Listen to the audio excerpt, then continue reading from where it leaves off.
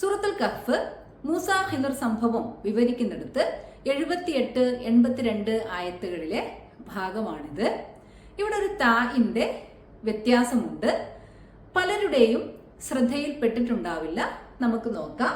78ാമത്തെ ആയത്തില് മാലം തസ്തത്ത് എന്നാണ് വാക്ക്. ഒരു താ അധികമുണ്ട്. 82ല് മാലം തസ്ത് എന്നാണ്. ഒരു താഇന്റെ കുറവുണ്ട്. അതായത് ആദ്യത്തേത് താ സീൻ, വീണ്ടും താ, അത് കഴിഞ്ഞ് താ, പിന്നെ ഐൻ. രണ്ടാമത്തേത് താ സീൻ, പിന്നെ ആരില്ല?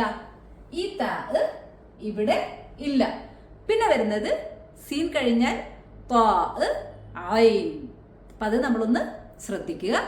ഓതേണ്ടത് سأنبئك بتأويل ما لم تستطع عليه صبرا.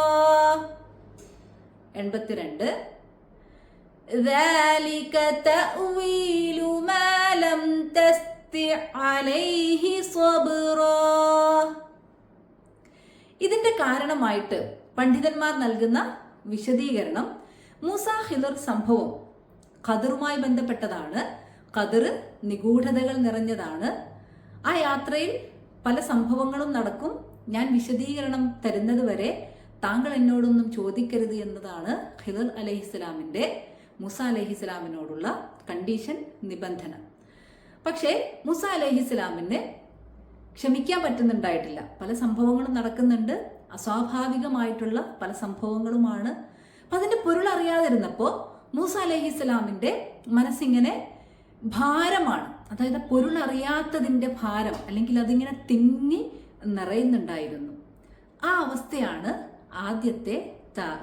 പൊരുൾ അറിയുന്നതിന് മുന്നേ ഖിദർ അലൈഹിസ്സലാം പറയാണ്, ഇനി ഞാൻ താങ്കൾക്ക് ക്ഷമിക്കാൻ പറ്റിയിട്ടില്ലാത്തതിന്റെ പൊരുള്, വ്യാഖ്യാനം പറഞ്ഞു തരാം. അപ്പൊ ആ സമയം പൊരുൾ അറിയാത്തത് കൊണ്ട് ഇങ്ങനെ വിങ്ങി നിൽക്കുകയാണ്.